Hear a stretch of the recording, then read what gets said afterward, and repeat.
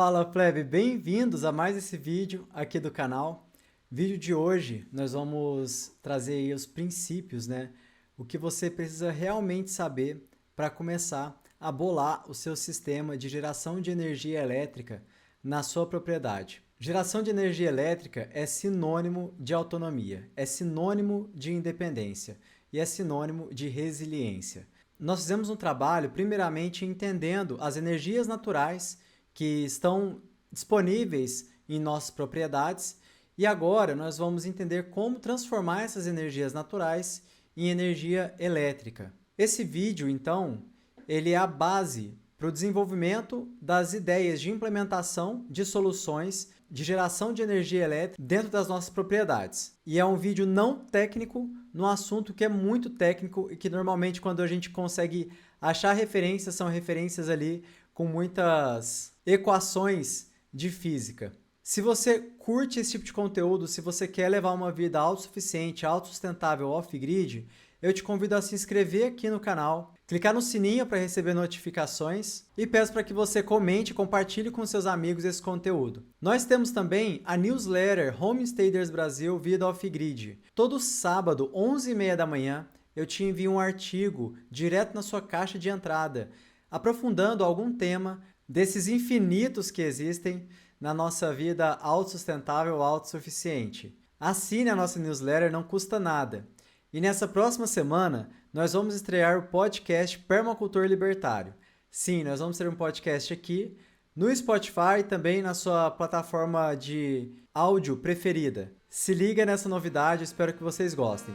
Excelente vídeo, eu te desejo vida, liberdade e propriedade e vamos pra cima!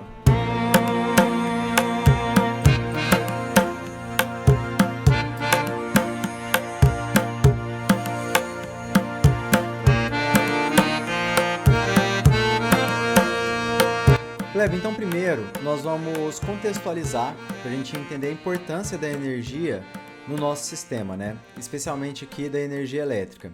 E entender como o domínio da matriz energética foi importante, é importante, a gente consegue ver ao longo da história, para que a pessoa ou o grupo de pessoas que detivesse ou naquele momento detinha esse tipo de tecnologia de domínio, exercesse poder sobre as outras. Ou seja, ter o domínio sobre a geração de energia é um aspecto fundamental do ponto de vista da sua autonomia, da sua resiliência e da sua independência. A gente tem o primeiro exemplo na Holanda. A Holanda, ela dominou a tecnologia dos moinhos de vento. Primeiramente com a intenção de drenar a água das planícies, né, já que a Holanda, talvez seria melhor dizer os Países Baixos, né? É uma planície que está abaixo do nível do mar, e aí eles já sentiam essa necessidade. Então, de repente, eles entenderam que era melhor fazer aquilo, né, por óbvio, de forma automática ali pela força do vento, que era abundante, né, numa planície, do que fazer isso com a força de animais, né, ou outras coisas. Durante o século XVI e XVII, a Holanda dominou essa tecnologia de uma tal forma que os moinhos de vento eram verdadeiras fábricas. Esses moinhos, elas funcionavam como serralherias, como a gente viu há uns 2 vídeos atrás a respeito de energias naturais, fortalecendo muito a capacidade de produção de navios, né, pela Holanda. Nessa época, a Holanda produzia uma média, mais ou menos ali em 1650, 150 navios por ano. Isso conferiu à Holanda uma capacidade de expansão colonialista muito grande, né? Justamente porque ela tinha essa tecnologia, né, por trás do domínio do moinho de vento, né? Então foi praticamente uma revolução industrial que aconteceu na Holanda, justamente porque ela tinha essa tecnologia de aproveitamento energético na sua engenharia, né? Por isso também a Holanda, ela teve alguns dizem que foi a maior empresa, né? Mas talvez tenha sido uma das maiores empresas da história do mundo, que foi a Companhia das Índias Orientais, né? Justamente porque ela tinha esse domínio sobre a tecnologia naval de construção de navios, né? E de aproveitamento do vento, que você pode pensar também a importância disso, porque a gente está falando aqui de embarcações nessa época, né, movidas ao vento. Então tinha esse domínio dessa força motriz para o moinho e também para a embarcação, né? Depois, a gente tem o Reino Unido, com o domínio do motor a vapor. Isso conferiu ao Reino da Inglaterra, né, melhor dizendo, um domínio nunca visto antes no mundo, né? O reino que nunca via o sol se pôr, né? O que o sol sempre brilhava no reino da Inglaterra, justamente por esse domínio aí da tecnologia da energia. Então, a Inglaterra dominou a Revolução Industrial e ela dominou o mundo, né, geopoliticamente, né, o poder do mundo, no mundo, justamente porque ela estava mais avançada, né, com relação aí ao domínio energético. Depois a gente tem aí no século XX os Estados Unidos dominando o mundo na tecnologia de extração de petróleo e depois também na utilização do petróleo. Tanto na questão de combustíveis, então propriamente a energia em si, tanto na forma também de beneficiamento, né, do petróleo para a produção de diversas outras coisas, né? Como a gente tem abundantemente aí na nossa sociedade hoje, plástico, polímeros, né? Várias coisas aí que são derivadas do petróleo, né? Além do combustível em si. Mas nesse ponto de vista, o combustível aí foi fundamental para os Estados Unidos exercer o poder que ele conseguiu ao longo do século XX, justamente porque ele tinha essa fonte de energia, né, abundante e conseguiu colocar suas máquinas ali de acordo com essa fonte de energia, né? Exercendo poder em todo mundo através disso também. Posteriormente ainda, a gente tem a questão do petrodólar, né? E também do acordo dos Estados Unidos ali com a Arábia Saudita, especialmente, fazendo os Estados Unidos não necessariamente ter a reserva de petróleo, hoje são o maior produtor de petróleo por conta do fracking, mas nesse contexto aqui que a gente está falando, eles se mantiveram também ali com o acordo do petrodólar, que manteve os Estados Unidos tanto no controle financeiro, né, monetário, que é uma forma de controle também das sociedades, inclusive de nós, e também o controle aí energético através então do petróleo e através do petrodólar. Posteriormente, nós tivemos ali na Guerra Fria a questão do desenvolvimento nuclear. Primeiro, o desenvolvimento nuclear nas armas, ou seja, um domínio de uma energia como um ativo bélico. E isso foi dominante ali durante a Guerra Fria, justamente estabelecendo quais eram as potências, né? Ou seja, as potências, as principais potências, eram as que detinham, né, essa tecnologia. E também, posteriormente, na geração de energia a partir da fissão nuclear, né? Que é o que a gente vê aí o Homer Simpson, no caso dos Estados Unidos, e o acidente de Chernobyl, né? Que a gente tem ali também trazendo um exemplo soviético. É interessante pensar na solução nuclear, porque ela sempre é uma solução ali colocada nos estados, né? E o potencial da usina nuclear é gigantesco e pode-se dizer assim, muito mais limpo, né, do que de outras tecnologias. Porém, existe muita resistência hoje, né, principalmente aí por conta de Fukushima e tudo mais. Mas enfim, é interessante, eu quis trazer essa cronologia justamente para você ver como que esse domínio, a nação dominante do mundo, ela está sempre ligada com se essa nação ela tem domínio da energia, né? Se ela tem essa tecnologia energética. Porque o ponto que eu quero chegar aqui com você é que o futuro ele depende dessa independência energética, depende desse domínio energético. Não sei quando você está assistindo esse vídeo, mas eu fiz 2 vídeos anteriores falando de energia natural, que são formas de aproveitamento energético sem você necessariamente precisar transformar aquela energia natural em energia elétrica.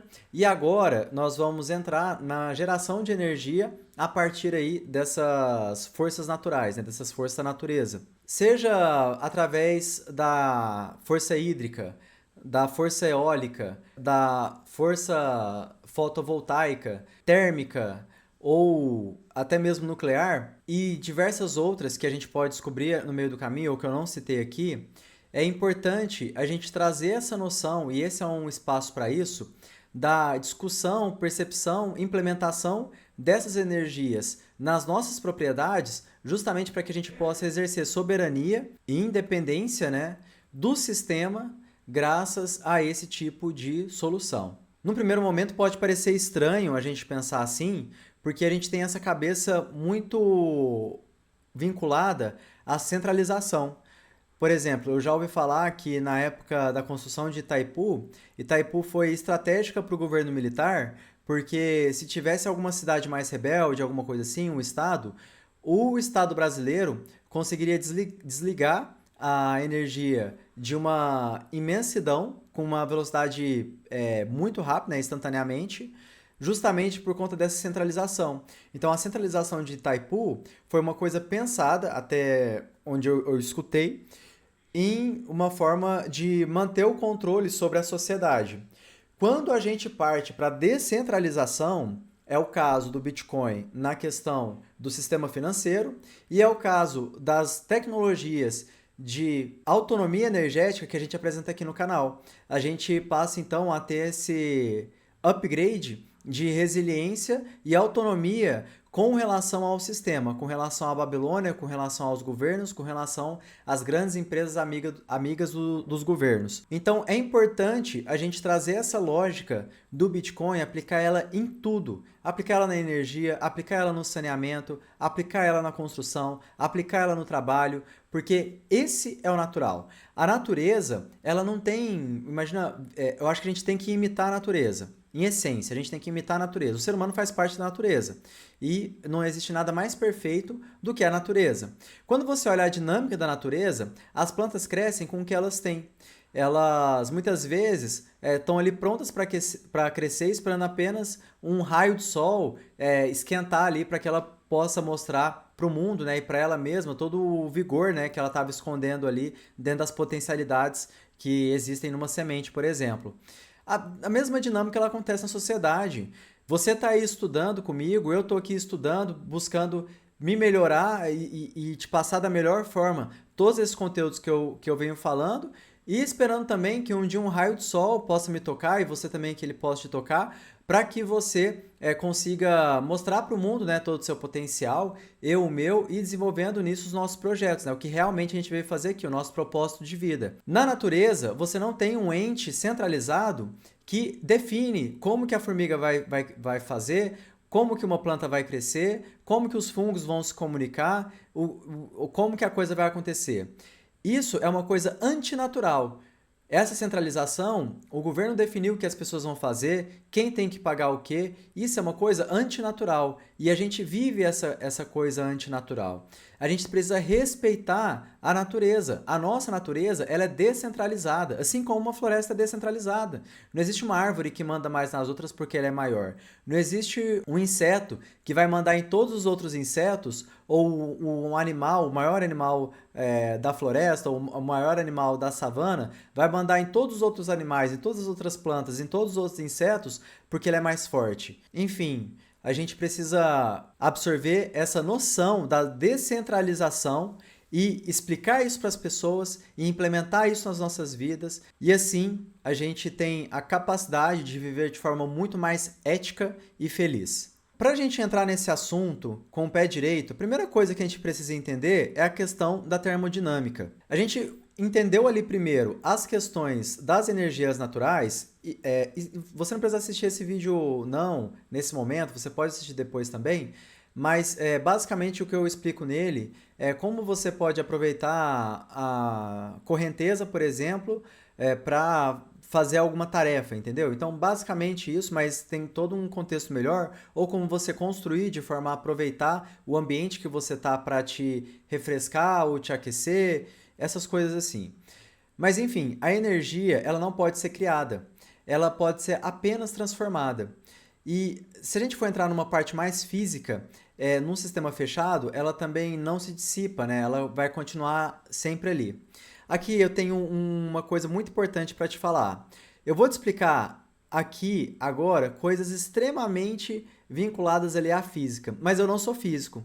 Então eu vou te explicar numa linguagem que é uma linguagem para um leigo entender. Se você é fissurado na física, desculpa, a explicação que eu vou te dar não é uma explicação que vai te satisfazer, mas o meu intuito é realmente levar o princípio dessas soluções para o maior número de pessoas poder aí estudar, né, cada uma dessas coisas e a partir disso desenvolver os seus sistemas e levar autonomia para suas vidas e posteriormente para as outras pessoas aí que estiverem buscando essas soluções também. Perfeito. Para explicar isso, eu vou usar um esquema aqui da Universidade do Colorado, se eu não me engano. Perfeito, pessoal. Então aqui a gente tem um simulador da Universidade do Colorado para mostrar esse princípio aí, né, da termodinâmica. Então aqui, por exemplo, a gente tem uma fonte de água, né, caindo aqui na gravidade e eu tenho aqui vou mostrar aqui nas energias. E eu tenho aqui o gerador, né? Ele pega essa energia aqui, que é uma energia cinética da água, e transforma essa energia cinética aqui a partir dessa força de trabalho que essa queda d'água exerce no nosso gerador, transforma essa fonte de energia cinética em energia elétrica aqui no gerador. A energia elétrica é transmitida e aí aqui ela é transformada em energia térmica.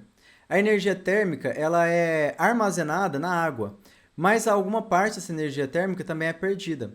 E se a gente parar aqui o nosso gerador e parar de enviar energia elétrica que se transforma em energia térmica aqui embaixo da água, a gente vai continuar perdendo energia térmica aqui da água para o ambiente, né? A gente tem aqui, ó, acontecendo. A gente tem aqui também o exemplo da energia. Na verdade, é o mesmo exemplo, só que aplicado para aquela questão do motor movido a vapor, né? Então, vai acontecer da mesma forma que a termoelétrica, nesse caso aqui. Você tem alguma coisa que esquenta a água, né? Normalmente carvão na termoelétrica, mas se eu não me engano o gás natural ele vai fazer esse mesmo trabalho, né? A usina de gás natural. E aí essa energia térmica ela se transforma em energia cinética, né? Com a saída do vapor. Isso move o gerador. O gerador, a partir aqui desse trabalho da energia cinética, gera energia, transforma, né, na verdade, a energia cinética em energia elétrica. A energia elétrica é transformada em energia térmica novamente, e aí ela é dissipada no ambiente ou então armazenada aqui na água. Se a gente levasse, por exemplo, para a luz elétrica, a gente veria que a nossa energia ela está sendo empregada ali na luz, ela gera energia térmica na luz e depois ela também sai em forma de energia luminosa.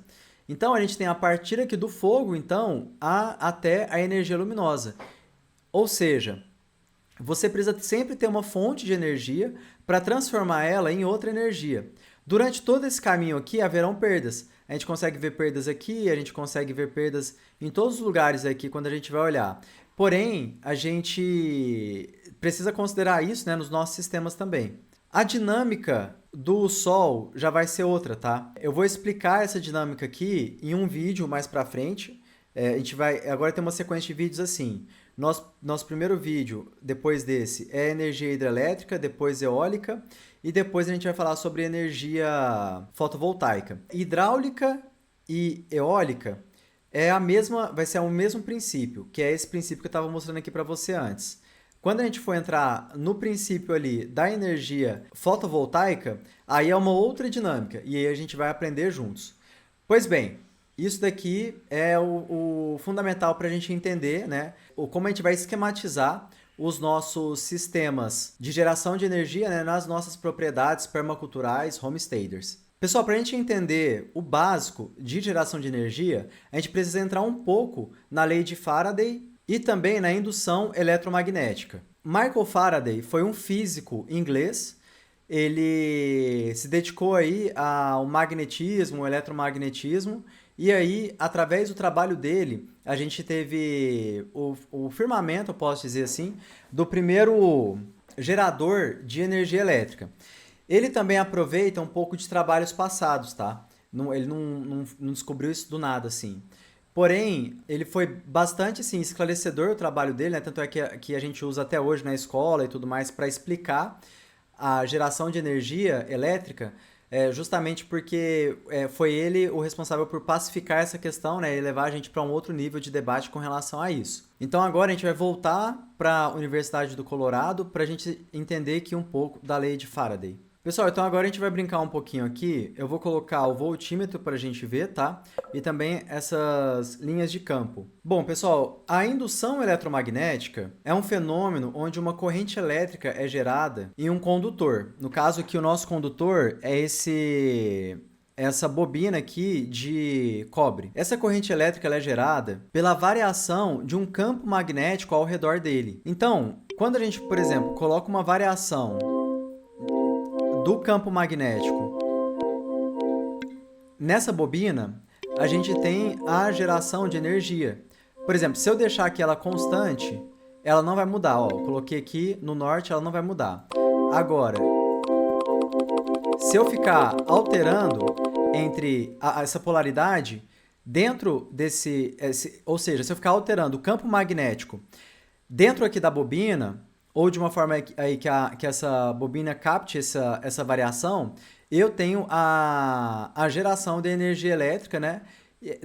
Melhor dizendo, a condução aí dessa energia elétrica. Ou seja, a lei de Faraday afirma que a tensão induzida é diretamente proporcional à taxa de variação do campo magnético através do circuito. Em termos simples, quanto mais rápido o campo magnético muda, mais forte é a corrente elétrica gerada. Aqui também, ele permite aqui que a gente faça essa variação aqui entre duas bobinas diferentes. Aqui a gente tem uma bobina pequena, que a gente consegue visualizar, e aqui a gente tem uma bobina grande.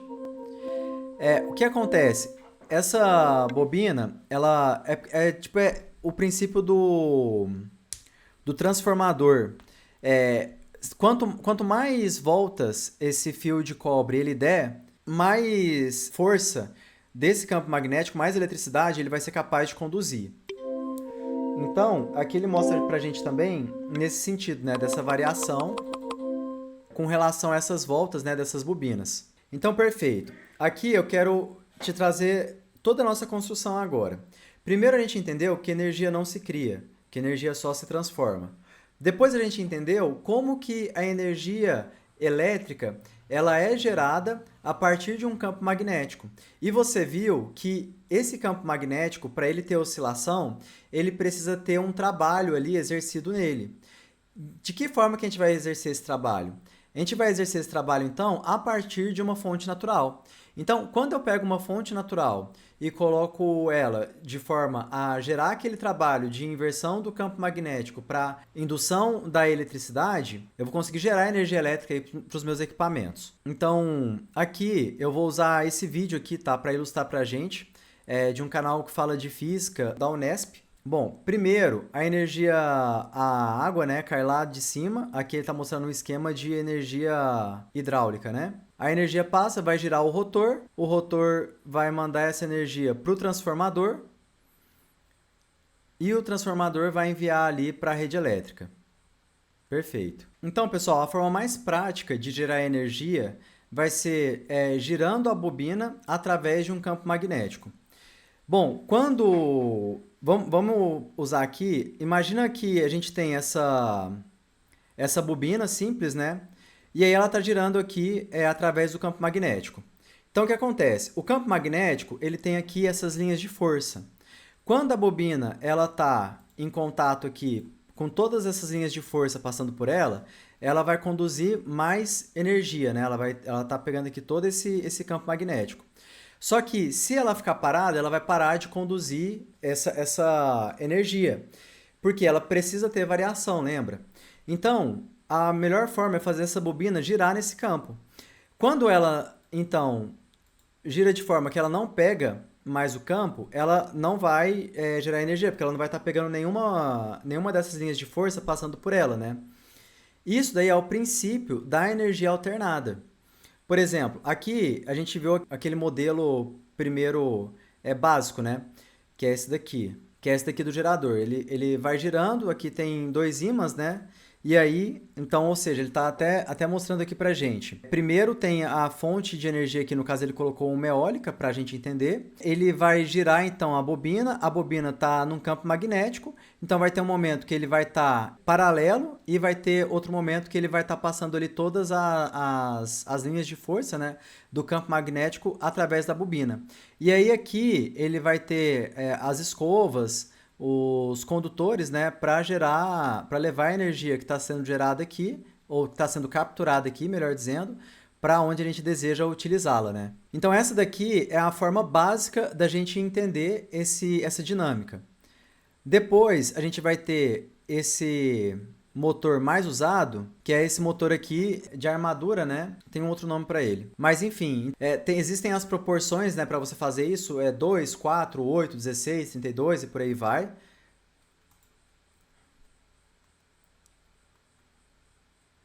E aí é o que eu estava explicando para vocês, então. Ele vai passar esse campo magnético e aí ele vai gerar energia. Agora eu quero te mostrar a variação aqui. Olha aqui a variação. Conforme ele vai girando, ele vai fazendo essa variação aqui na geração de energia. Aí existe a energia alternada. E o grande lance ali do Tesla, né, ter ganhado o Thomas Edison, não é só porque a energia alternada ela pode ir mais distante, mas porque ela pode ser potencializada ou diminuída através de um transformador. Que existe uma explicação também aqui nessa lei de Faraday, ou vai ser na de Maxwell. Não lembro agora. Mas enfim, esse vídeo não é para ser técnico. O que você precisa entender aqui é o seguinte: como que gera energia elétrica? Gera através da variação campo magnético em uma bobina, então ela consegue captar essa energia elétrica que acontece a partir aí desse ambiente, né, do campo magnético. Para entender, eu gosto sempre de trazer princípios, né? Por exemplo, qual que é o substrato da planta? O substrato da planta é a terra. Qual que é o substrato do peixe? O substrato do peixe é a água. Qual que é o substrato do Scooby, que é a bactéria da kombucha? O substrato do Scooby é o chá verde açucarado, né, ou frutado. Então, qual que é o substrato da geração de energia? É o campo magnético. Então, você precisa gerar um campo magnético alternado para ter esse ambiente apto a capturar energia elétrica, né? A fazer essa condução da energia elétrica. Se você conseguir gerar isso a partir da energia natural que passa pelo seu ambiente, pô, fantástico. Você então vai ter autonomia, possivelmente, né? Autonomia energética aí para equipamentos eletrônicos na sua propriedade, perfeito? Então, pessoal, nos próximos vídeos nós vamos explorar, talvez você esteja assistindo isso, já existam esses próximos vídeos, se você está assistindo isso no lançamento, nós vamos explorar agora como que a gente consegue aplicar essa dinâmica nas nossas propriedades. Então, os próximos vídeos são de formas de implementar isso. Mas o esquema principal, o que acontece, o que a gente precisa garantir ali para fazer, é basicamente isso. Óbvio que nisso vai entrar várias coisas ainda. Como que eu faço para transmitir energia? Como que eu faço para calibrar essa energia para ela estar segura para utilizar em equipamentos diferentes? Aí são várias outras caixinhas, né? Existe material aí na internet, no YouTube, obviamente. Então dá para você descobrir isso. Mas aqui a gente está dando então essa base, né, para a gente conseguir se desenvolver nesse assunto.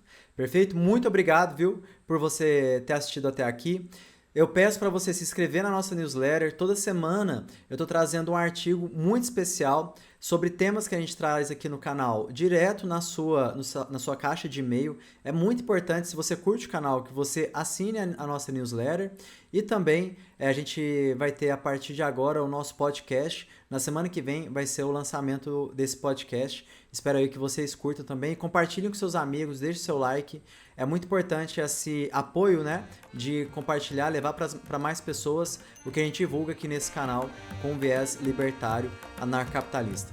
Muito obrigado, te desejo vida, liberdade e propriedade. Até semana que vem. Obrigado por assistir o vídeo até o final. Seja você também um propagador de ideias e ferramentas que promovem a transição para uma sociedade mais autônoma, ética e descentralizada. Além de curtir, compartilhar e se inscrever no canal, considere se tornar patrocinador pelo Apoia-se. O link está na descrição. Mais informações sobre o nosso projeto, consulte os links que aparecem na tela.